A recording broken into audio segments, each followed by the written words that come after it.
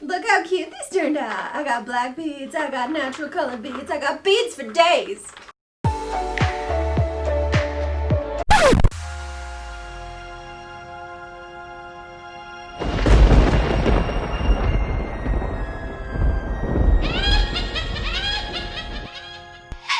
Here's the thing, you'd be bat crazy to not try this DIY. Huh? Get it? Today I'm making the beaded garland of my dreams. So I have a ton of beads left over from the beaded chandelier that I did in my bathroom makeover. If you haven't seen that video, I'll link it in the eye and down below. But I had a ton of extra beads, and so I thought I need to make one of those beaded garlands that I've seen all over the place, and I'm super excited to show you how I did it. So the supplies I need for this garland are, of course, beads. I have some in the 20mm size and the 16mm size. Some black twine or cording, just make sure that it's not the stretchy kind. This one is pretty tough. Some fishing line and a needle. And last but not least, my favorite matte black spray paint. So the plan is to leave most of the garland this natural wood bead color, but I want to have a black bead every few inches. So I'm taking the larger beads and I'm going to string them and then spray paint them black. The best way to do that is to string them onto this fishing line, so I have one continuous strand of the bigger beads, and then I will take them outside and spray paint them all at once rather than painting one individual bead at a time. Okay, so I ended up making a string of beads like this, and then I tied them into a knot connecting the two ends because I'm trying to figure out how I can spray paint these in the easiest way. And I think if I just make it into a little, like, I don't know, a necklace like this, I can hang it outside and spray paint it all the way around instead of like laying it flat in a box and then spraying it, waiting for it to dry, and then flipping it. I think I can just hang it like this and spray paint them.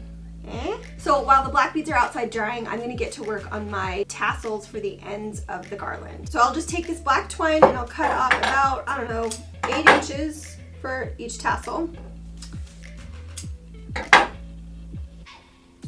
Like that.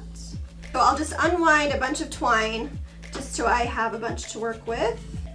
And then I will take the end and just start wrapping it around my fingers. I kind of spread my fingers apart just a little bit to give myself about, I don't know, that much space. I'll wrap it around my fingers several times. I'm sort of just eyeballing how big I want my tassel. Like that. And then I'm gonna pull it carefully off my fingers so I have sort of like a loop of twine. And I'll cut the end.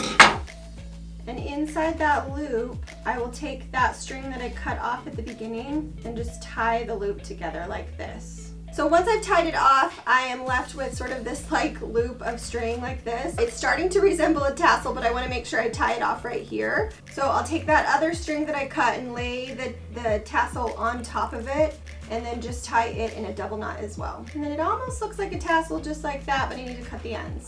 Just take some really good scissors, cut that loop, and then give it a little haircut. So here's both the tassels done. I'm gonna set these aside and get working on stringing the beads.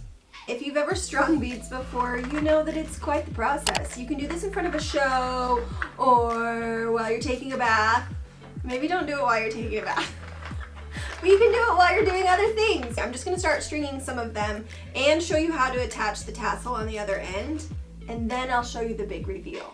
All right, standard bead stringing process. Needle, string, beads, start stringing them.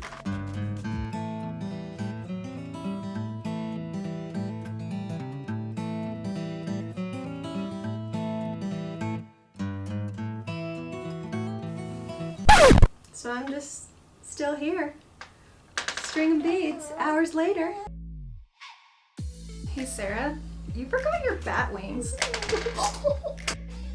I feel so naked. Oh my gosh. Is that better? Somebody help. Now this whole bead stringing extravaganza just got a whole lot more fun. It's so cute. It's so cute. Oh my gosh, it's so cute. Uh-oh. I will fix it.